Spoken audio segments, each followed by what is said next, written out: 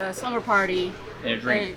No, Oh, her ghost came to, a Asian ghost. She came to me and she, just after she died, about a week after. And it's been that, I've been into paranormal ever since. I think everybody gets into it for a different reason. What's up, everybody? Hope you're doing well. We took a little road trip to Peru, Indiana, where we visited the Para-Unity convention and got a chance to interview some actual paranormal researchers, investigators, demonologists, and mediums. Everyone was extremely kind and welcoming. This might be a 2 or 3-parter series, so I hope you enjoy. Let me know what you think about this down below. And without further ado, let's get into it. My name is Chris Lawson. I'm affectionately known as Chief. I'm the founder of Spirit. I have Tim Webb with me. He is my technical manager. To my left, I have Alan Leinenberger. He is our case manager. And to the far left, I have my wife, Heather Lawson, who is our trainer. We do research parapsychology in order to forward the field and to try to advance the technology and the theories of that field. So I got involved by a story my dad told me when I was very young to get me to sleep, and he told me ghost yarns where most kids got stories of heroes and DC Marvel and all this. I got stories of ghosts. And one thing that he had done, he saw his mother after she'd passed away, and she appeared to his brothers and his sister to tell them that everything would be okay and not to fear anything. And he told this story, swore to it. He passed in 2016, swore to it to this day. So, Tim, would you like to tell them what got you into it? I basically just got into it. I didn't have any paranormal experiences or anything like that. I just kind of watched the news one day. They were doing a live feed from a haunted location. It looked kind of interesting to me, so I went to a meeting that the club was having and signed up that night and been in it ever since. That was back in 2007, so 13 years ago probably. Alan? Well, I grew up in a small farming town, and my brothers and sisters always told me and my parents, the house was haunted. And I remember seeing some things growing up, but as a kid, I thought maybe, was this real? Was it not? And then when I was a little older, like in my teens, I had an incident where I thought, okay, that's not explainable as, my imagination. And then as I got older, I became more skeptical. I did more research on it, more reading things. It's one of those, kind of like our chief of staff. It's like, I want to believe, but I want to make sure I have solid evidence. So with my personal background in law enforcement, I've done a lot of investigative stuff over the years. And so kind of blending the two together, it's one of those where I want the blinding light of the obvious to show me what I think I believe, but I want to be able to prove it, beyond some semblance of doubt. Heather? I don't know.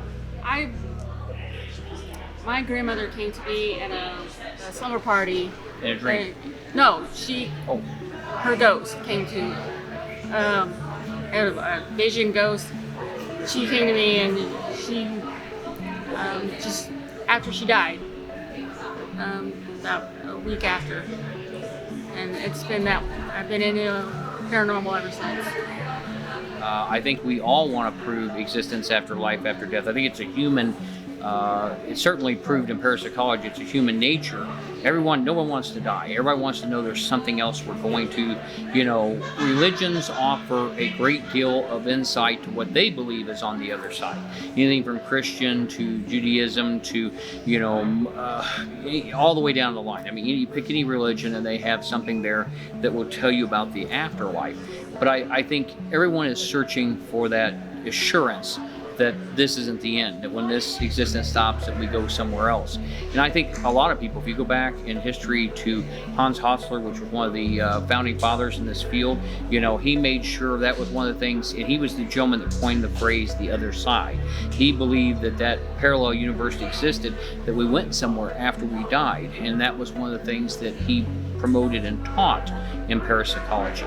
That carried into like Ed and Lorraine Warren, or Ed and Lorraine Warren, and into their thinking. You know, again, although theirs were heavily laced with Catholicism, but still they believed that there was a place we go to, and I think most religions, most people want that. Now, there's certainly people that are atheists, and people who have different feelings and feel this is it, and when it's done, it's done. But I think most people want that answer. What's on the other side?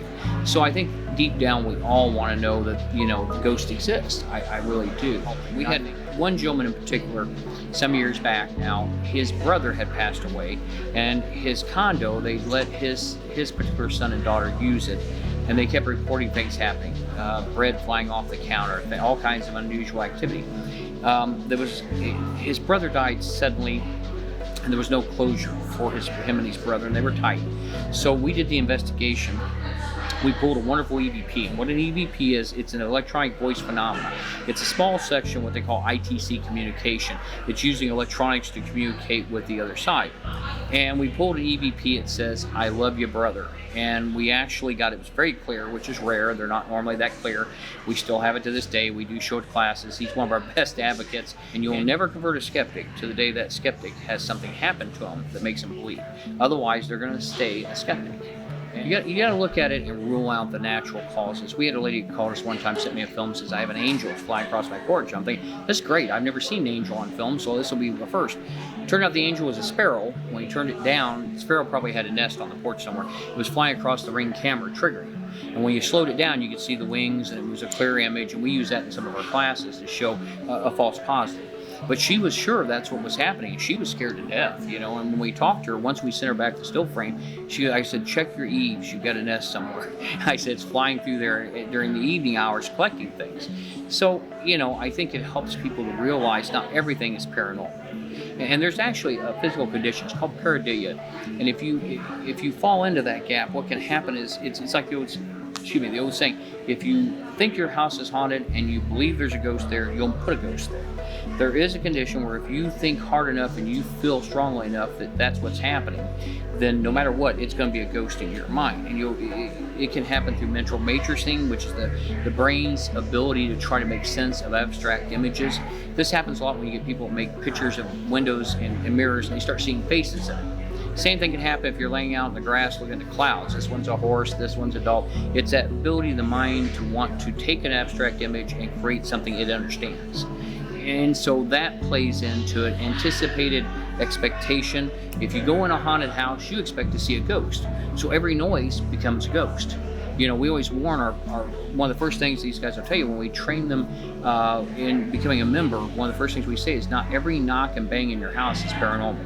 Don't automatically assume that. You know, too many people, once they get that locked in, everything becomes a ghost at that point. 90% of it is easily solved, and it's not, you know. And I think that's what separates a lot of the community doesn't realize. They see a lot of and there's some bad paranormal TV, and I'm not going to say which, but there is some that give them the wrong impression, you know. And you know, if you go out and you debunk, you're going to find that people are happy because they get some of the answers, and you're only showing them what is there that is true paranormal. So.